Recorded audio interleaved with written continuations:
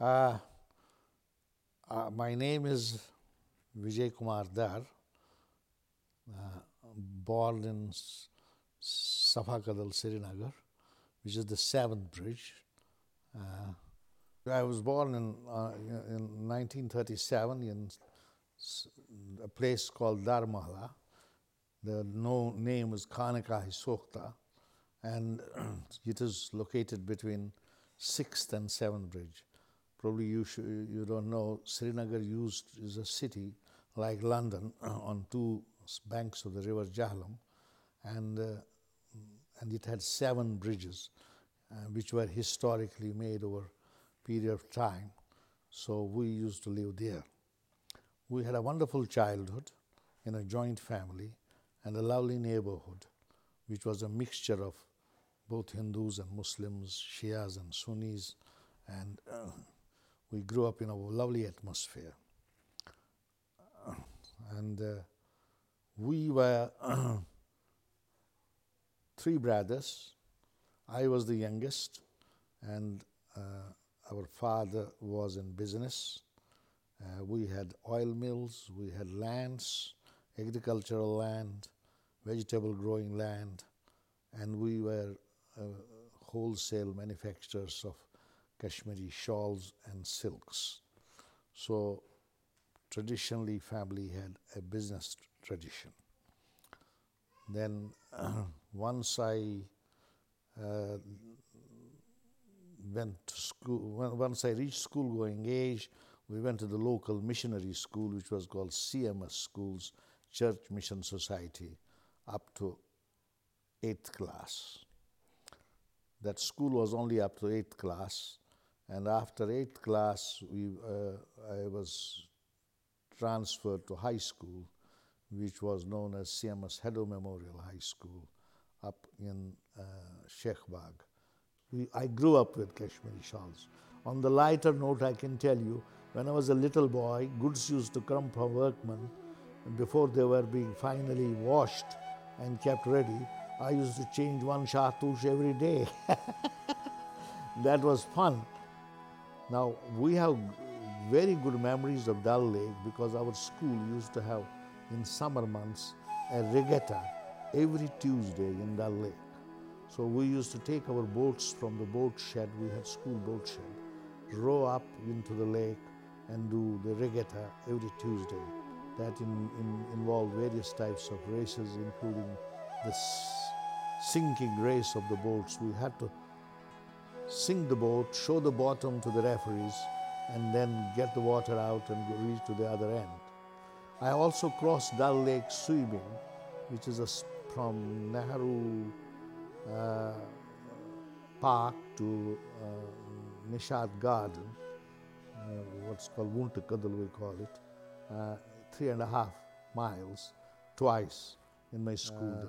And school was not only excelling in academic activities, it used to encourage kids in extracurricular activities. That's why the motto of the school was, "In all things be men." It's no good only being academic, you have to be good in other aspects of life. My father told me, he said, "Look, you are now growing up." When I did my BSc, he says, "You have to make up your mind what you want to do." And my eldest brother, he wanted very much me to join the business. But somehow I didn't take liking for doing business. I wanted to do medicine. So then my father said, "Fine, if you want to do medicine, do it. You should never do in life anything which you don't like to do. You can only do well if you like the thing." So that's how I eventually did my MBBS from Calcutta and came back, served in Kashmir. By the time I got married, and my wife being a doctor as well, we were put together, posted in one of the most picturesque places in Kashmir called Kulgam.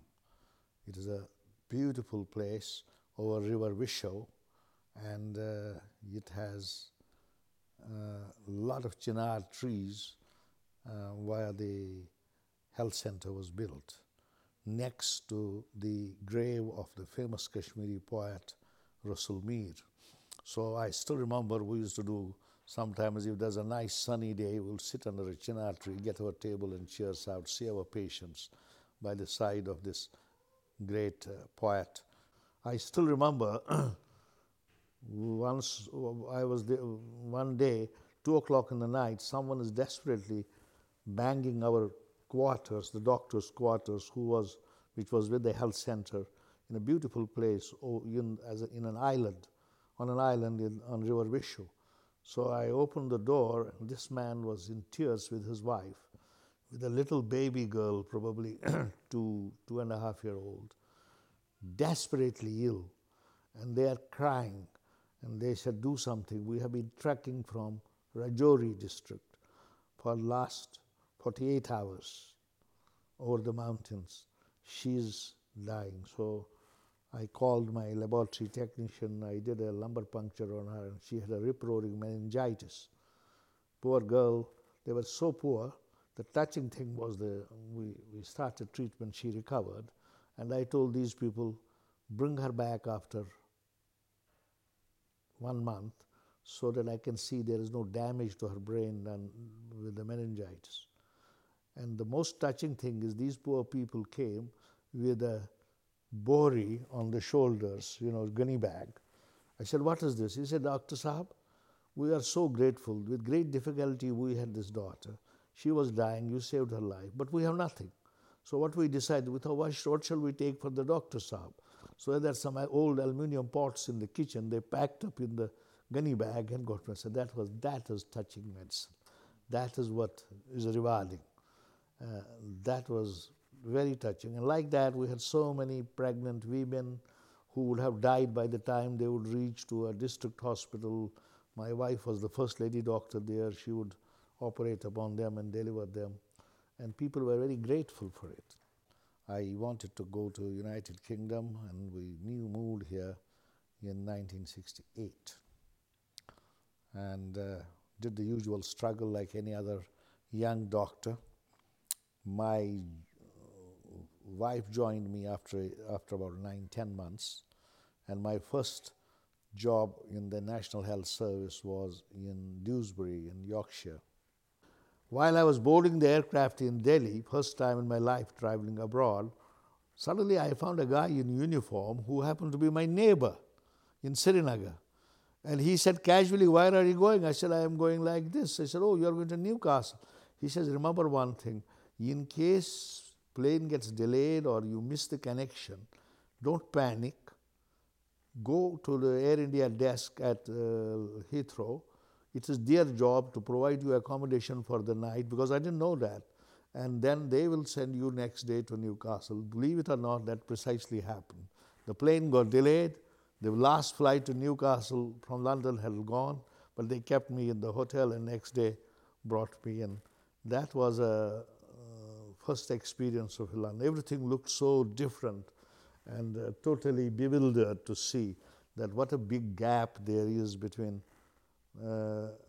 our country in back home and here. I was working as senior registrar at Royal Free Hospital, London, and then in 1986, I was appointed as head of the Department of Medicine in Al Qasimi Hospital, Sharjah, in United Arab Emirates. And it went on for nearly 14 years till I came back in 2001 and joined as consultant back in NHS in London itself, in West London. We have 2 children, a daughter and a son. The daughter is the elder one. She was born in Srinagar, and she was 1.5 years old when she came here.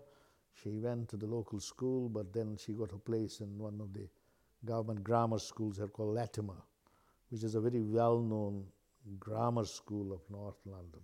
She got a place in London School of Economics, and she did international relations from there, then masters in international relations.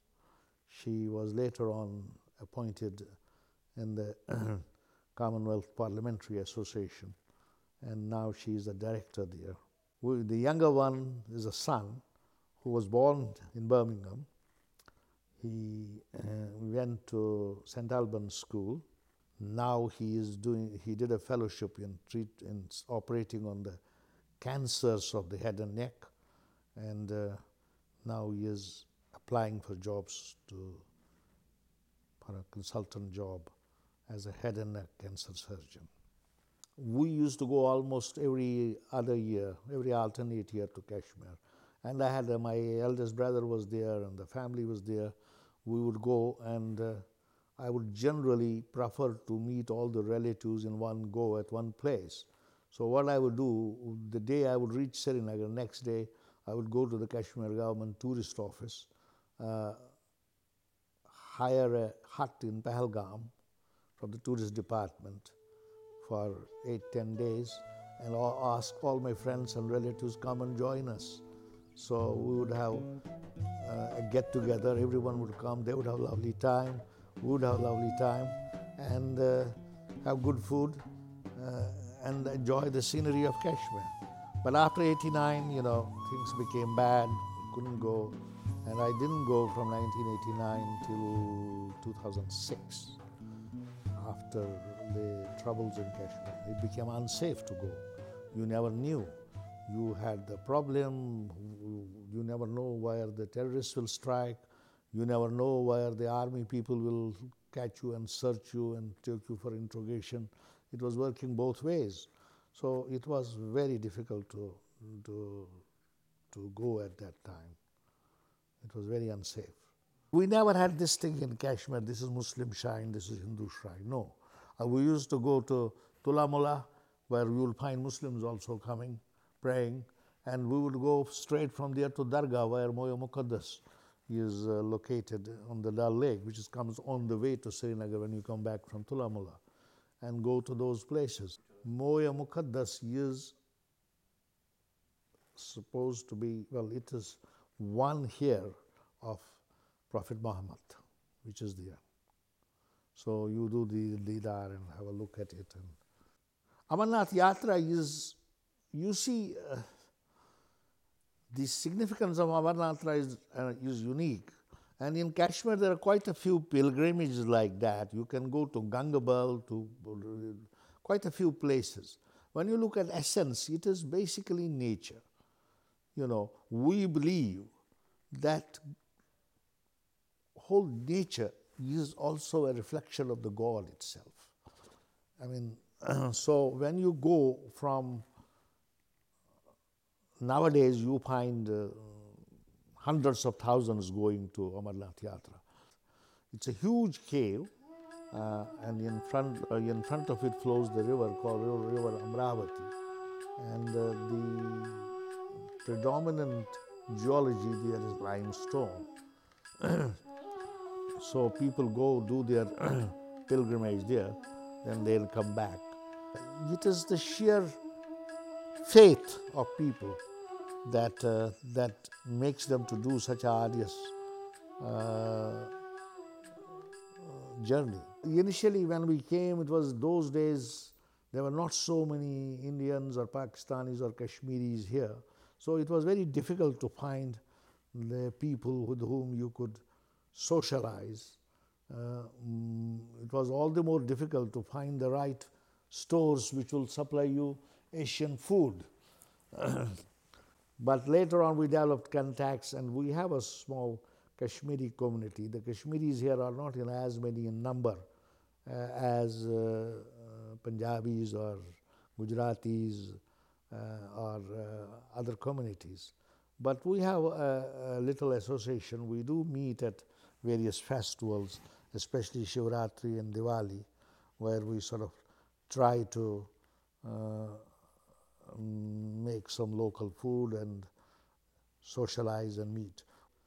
The problem is, if you lose language, it's very difficult to keep it, because language is the essence of your roots, because that tells you about its poetry, its literature, its traditions, and so on.